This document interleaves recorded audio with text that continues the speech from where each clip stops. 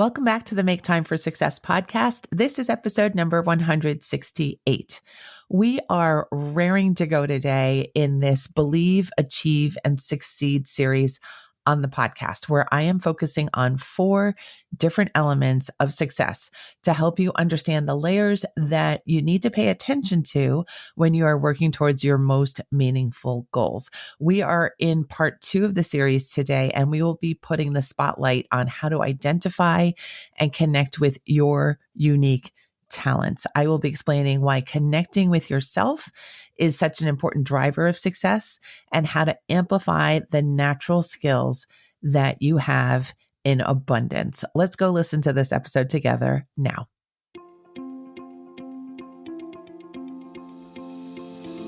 Hi, I'm Dr. Christine Lee, and I'm a psychologist and a procrastination coach. I've helped thousands of people move past procrastination and overwhelm so they could begin working to their potential. In this podcast, you're going to learn powerful strategies for getting your mind, body, and energy to work together so that you can focus on what's really important and accomplish the goals you want to achieve. When you start living within your full power, you're going to see how being productive can be easy and how you can create success on demand. Welcome to the Make Time for Success podcast. Hi there. I am so glad you're with me today as we embark on the second episode of our Believe, Achieve, and Succeed series. Today, we're going to focus on how to optimize your unique talents, a very exciting topic in my opinion, because I believe that one of the major reasons why people don't succeed at levels that they are capable of is because they are holding their unique talents back in some way. They're either not recognizing them, they're not valuing them, or they're not deploying them. So let's get into this topic together right now. I would like to start by having you think about situations or things or events that cause you to feel stressed. Yes, I said the word stress. The stress word itself can make a person feel stressed. What comes to mind? I am going to guess that you may be thinking of things or words like fear, overwhelm, needing to rise to a new level of performance, and you're just inexperienced in that area. Situations where you need to make really important, meaningful decisions. Situations where you feel like you don't know what you need to know in the moment when you're feeling caught off guard, perhaps. And or situations where you feel like you're just not worthy of what you have, what you're doing, what you're being given. All of those situations, I believe, have a common thread running through them. And that is that they are situations where temporarily you may be feeling like you get disconnected from yourself. Let that sit with you for a minute. When you feel like you need to get on stage in front of 500 people that you do not know, do you have experience with yourself to stay connected with yourself? Or are you someone who feels like you're red in the face, your heart is racing, and your mind is going blank?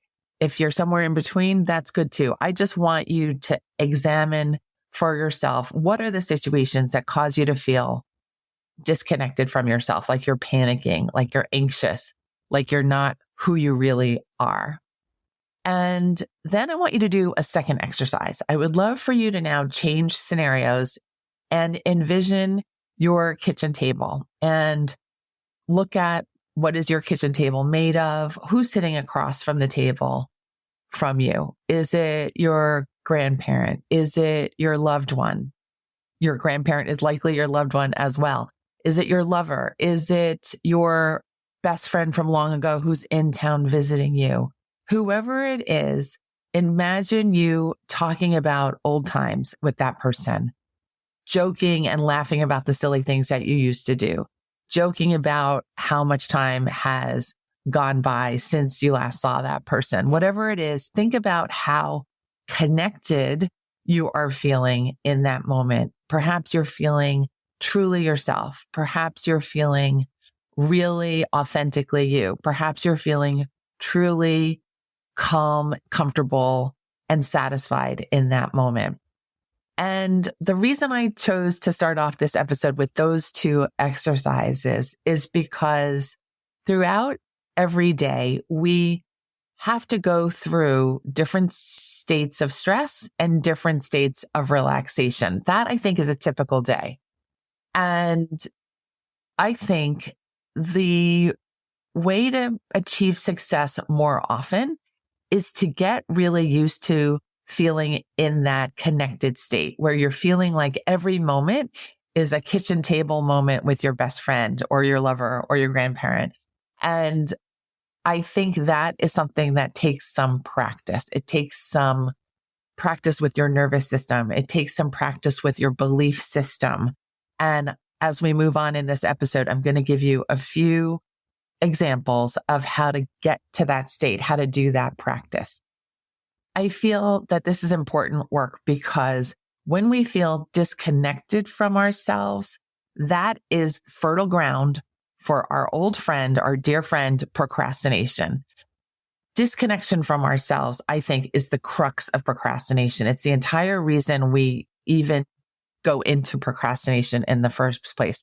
I've always thought that it's not the difficulty of the work that we're about to do that makes us want to procrastinate. It is the doubt that we have about ourselves, our ability to tolerate the work, our ability to be good enough for the work, our ability to finish the work.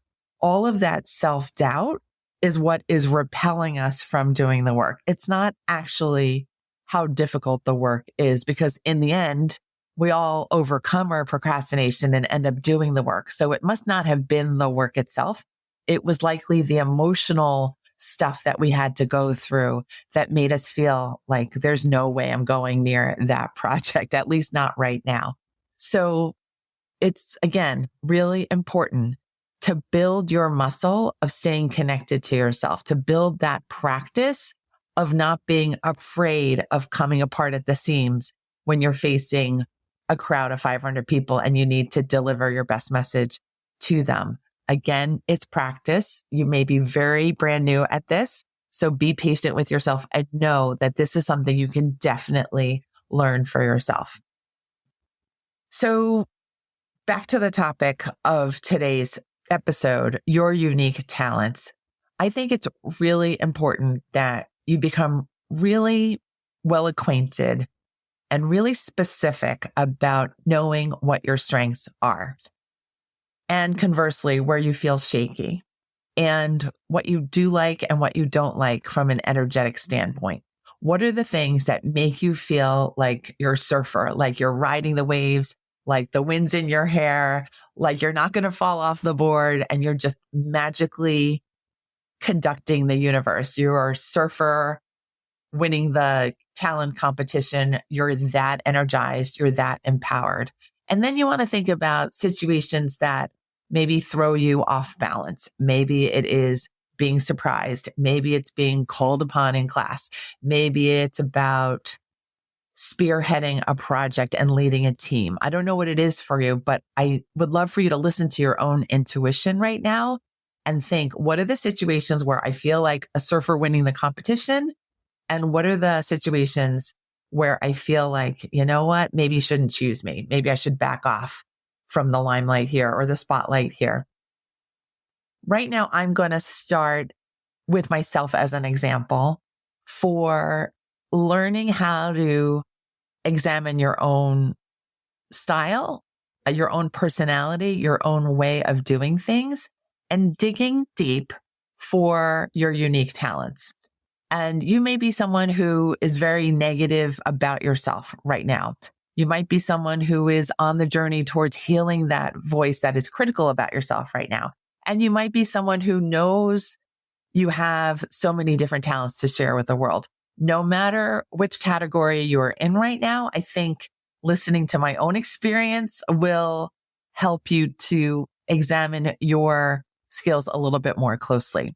I am someone who is rather slow in my movements. My spirit animal I say jokingly, but mostly seriously, is the sloth. I can be slow. I can be really spacey, like a total space cadet sometimes. I can be really thoughtful to the point where time is a wasting. And I have found that when people pressure me to move more quickly, like to get out the door or to hand in something really quickly, some sort of pressure regarding time, I can get very easily disconnected with myself. It's almost instantaneous because I feel my focus goes to the fear. I fear disappointing other people. I fear being too slow for other people. I fear irritating other people. I fear letting myself down. It's all of those fears in a moment, in a single moment. And then I get disconnected with myself. Over the years, I have decided that that kind of trigger happened so much that I needed to fix my reaction to that trigger. I needed to stop saying to myself, oh, I can't keep up. Oh, I must be a terrible person, or I must be holding everyone back. Instead of doing that, I ended up feeling that my own pace is the right pace for myself, that I may be going way slower than everyone else, and everyone else might be running light years ahead of me, but that they are fine and I am fine too. There's no comparison because we're such different people. I am super fast at some other things, and those other people are slower in other areas that I might not even know about. But for me to take myself down, to think I'm not good enough, to worry about being ostracized or criticized just because my rate of getting things done is slower than other people's, is just not okay anymore. It's not okay by me because it doesn't allow me to support myself. It doesn't allow me to feel comfortable enough to work at my highest, quickest speed. And so I just decided I'm comfortable with my rate of work. And I am now much better able at helping other people calm their horses down, be patient while I'm getting myself together or getting myself up to speed. And I found that I'm proud of myself for reaching this point where I can speak up for myself, where I don't have to feel disconnected from myself anymore. And I also, in this process, have realized there are so many different benefits for being slower in your piece. Just as I was preparing this episode, my notes included the tremendous benefits to being like a sloth, which include you can always see the lay of the land. I think people who are slower to do things, they really are considering all the options. They're being very thoughtful. They're not making impulsive decisions. And I think slower people, or myself, I can speak for myself at least, we have a sense of how things ebb and flow. So we're not anxious to just jump on every wave. We can say, oh, you know what? This wave feels really good for me. And then when we're in, we're really in. And then the other benefit of being sloth-like is that we notice finer details, that when you're going really quickly, those details might just go by you. You just might miss the finer details, the fun things, the enjoyable things, and seeing people and what they're saying to you at a deeper level. I think those are some of my higher level skills, and they may very well be related to the fact that I am a slow mover. So my point is here, you can build a deeper awareness of your own personal set of skills. Maybe you're slow too. Maybe that's not your particular skill that you want to work on. But my main point is that I would love for you to get away from belittling yourself or criticizing yourself or not seeing yourself as enough just because you have a particular skill that other people don't value or that you're feeling nervous about yourself. Instead, I would love for you to really dig deep and understand that the way you are operating is truly valuable, truly worthy, and you are a competent person with unlimited potential. And that should never be questioned by you or by anyone else. And when you get to that point, when you feel that muscle building day after day after day, that confidence, that true belief in yourself, when you do that, you will allow yourself a sense of safety that will prevent you from getting disconnected from yourself. It's basically a safeguard against procrastination to truly believe in yourself and your talents, the weaker ones and the stronger ones, that you are the full package. Just knowing that is going to serve as a launch pad or surfboard for you for all the future decisions and reflections and creative ideas that come from you from this point on. Instead of doubting yourself and sinking below the 0 level line, you're going to always be at the 0 level line or above. You're going to feel hopeful. You're going to feel positive. You're going to feel like you're willing to try something that used to feel really risky to you in the past. And I'm just really grateful that I get this opportunity to teach you this, that you should not need to take yourself down, because you're the person who is most responsible for keeping yourself elevated, for keeping your energy high, for keeping all of your skills at a ready to go level or higher. Now let's turn the focus onto you. I've spent enough time talking about how slow I can be. I would love for you to look at yourself. How would you characterize yourself? How would your friends and those who know you the best, your loved ones, your family, your teachers, how would they characterize you? Write a list of those words, both positive and negative. Lay it all out on a piece of paper.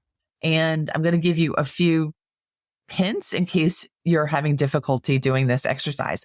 Are you slow or are you speedy? Are you sensitive? Are you aware of everybody's feelings, or are you oblivious to other people's feelings? You're feeling very much focused on yourself. That could be something that you come to this planet with, that kind of skill. Are you a logical person, or do you lean more creative? And of course, logical people can be creative and creative people can be logical. But I do think that there tends to be two buckets where people are mostly logical and people are mostly creative. So I'm going to say it like that just for this exercise. Are you optimistic?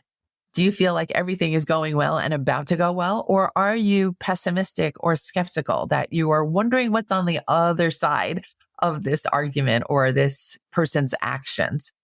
Do you prefer support from other people? Do you like being surrounded by other people? Or do you prefer to think things through by yourself? Do you prefer to gather your energy while you're alone? Are you anxious, or are you very spontaneous and risk-taking and loosey-goosey? Just figure yourself out a little bit. I know you know yourself very well already. Let's put some words to this and see where you feel maybe the most strong and where do you feel the most shaky, and just work with this. Consider this your raw material to make something beautiful in terms of your own operating system. We're working towards building this muscle of feeling strong in yourself. The point of this exercise is not to put you in a little teeny box of stereotypes or to make you believe that you're always going to be one side or the other in these sets of characteristics. This exercise is meant to make sure you know how you tick and that you can rely on these features in good times and in times of stress. It's your job to support those parts of yourself that make you stand out, that make you unique. And it's your job to learn how to share those with others so that they too can feel that they can act in alignment with themselves and create success in the world. As much as we want success for ourselves, we can also simultaneously help others create success in their lives too. You are no longer going to waste your precious time stressing out about whether or not you are good enough, whether or not you are old enough or young enough or beautiful enough and all that kind of stuff. You are going to see yourself instead as the full package as you are. You don't need to grow older. You don't need to take another degree. You don't need to have support because you're the full package as you are. I do believe in my heart of hearts that when you act from this core solid belief that you are enough, everything will move towards success much more quickly and much more smoothly. Those people in the world who think that there's only so much success to go around in the world, I feel like those people have a little bit more to learn about how success works. We are each capable of just so much that we would be, like Einstein says, or I think it was Edison, but something like, if we were able to accomplish everything that we are capable of, we would truly astound ourselves. It's my favorite quote. And I think it to be true that each of us is gifted with unlimited potential.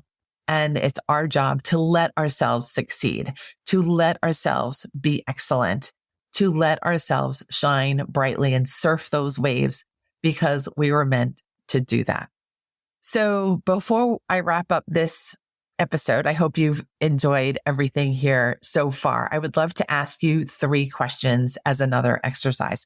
Where have you been feeling disconnected from yourself and your strengths? Think about that for a few minutes and perhaps journal that down as well. And then a second question, how can you remedy that disconnection and return yourself to that aligned, powerful, and clear self, the self that is surfing on that wave, feeling completely connected and secure in yourself? And the last question I have for you is, what will you put into action once you reconnect with that power inside of you? I cannot wait to feel the ripple effect of your emerging and acting in that state of full power. I would love to hear the literal event that you do, the literal action that you're about to take, or the result that you were able to attain, the success that you were able to achieve. But we need to be connected on Instagram in order for me to know what you are doing. Please follow me on Instagram at procrastination coach. Send me a direct message anytime about your wins. I love to hear about them.